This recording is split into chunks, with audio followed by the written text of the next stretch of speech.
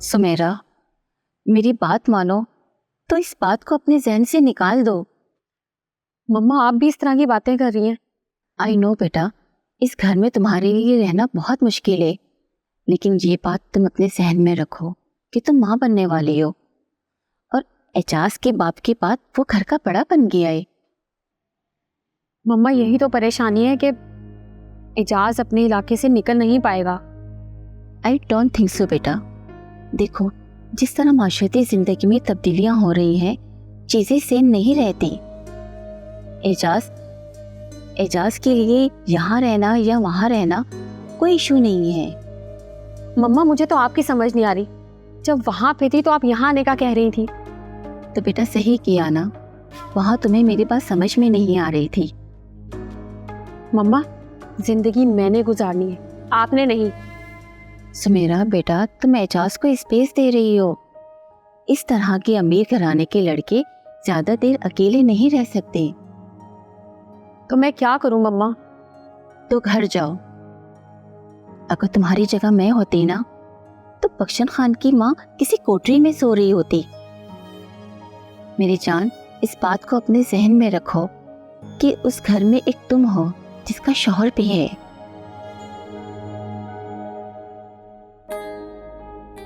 मम्मा कह तो सही रही है।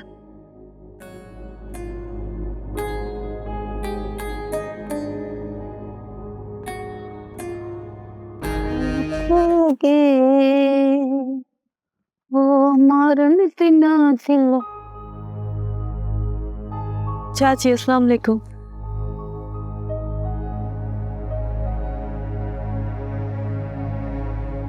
चाची, सुना तुम आ गई हो क्या?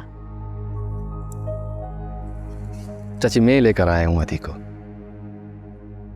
उस दिन वो चाचा मेरा अब आए थे ना हमारे घर, तो मुनासिब नहीं लगता कि बड़े आए और हम पीट दें। अच्छा, लेकिन अम्मा कौन? हुस्ना, तुम आ गई हो?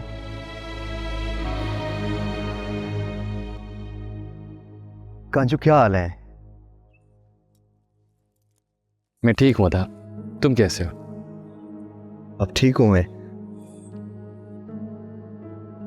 हुस्ना, तुमने बहुत अच्छा किया कि तुम आ गई हो। तुम्हारे बगैर ये घर सूना सूना था। क्यों अम्मा? तुम ऐसा करो, अपने साले की और बीवी की बहुत खिदमत करो, बल्कि खूब खिदमत करो, अच्छी तरीके से खिदमत करना। आप बैठते हैं, आओ। लगता है चाची को ये बात अच्छी नहीं लगी। नहीं नहीं, ऐसी बात नहीं है। अम्मा ने तो खुद भेजा था बाबा को। अदा मालूम, तुम दोनों बैठ के बातें करो, मैं चाय बना के लाती हूँ तुम लोगों के लिए। ठीक है। कैसे हो अदा? मैं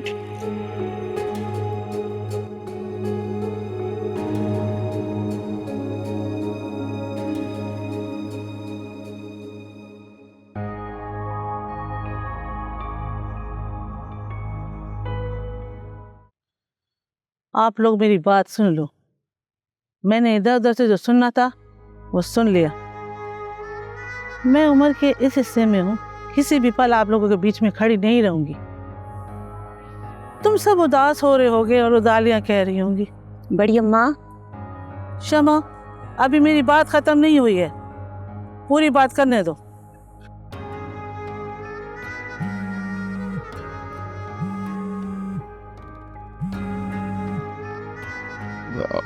ओके दादी।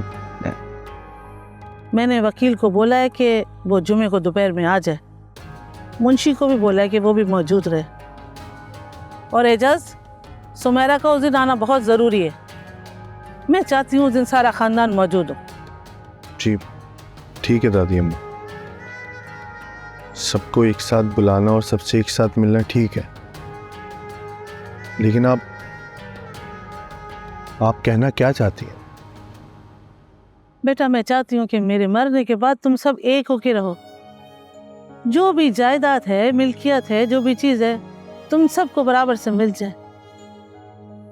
मैंने बख्श खान की वसीयत भी वकील से मंगवाई है। मुंशी हमारा बुजुर्ग है और तुम्हारे बाप के रिश्तेदारों का सबसे बड़ा खैर ख्वाह। मैं चाहती हूँ कि लेकिन दादी अम्मा आप हमें किसी और के हवाले क्यों कर रही हैं? फयाज, मैंने जो कह दिया है ना वही होगा। मैं और कुछ सुनना नहीं चाहती। चलती हूँ।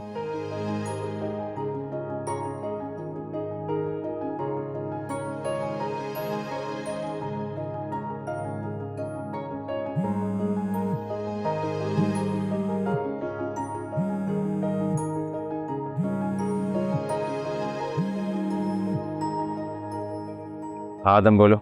सरकार वो हुसना आ गई। कहाँ है वो?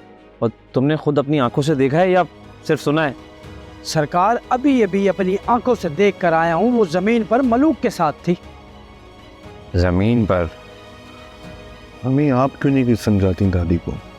जिस बात में आंटी वो कोई गलत फैसला कर बैठे। समझती ही तो नहीं है वो।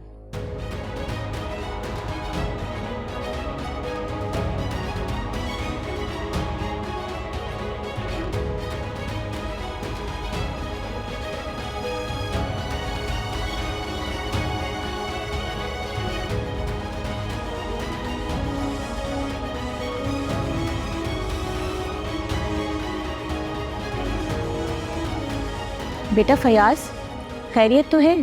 किसका फोन था? ओ अम्मी, आदम की कॉल थी।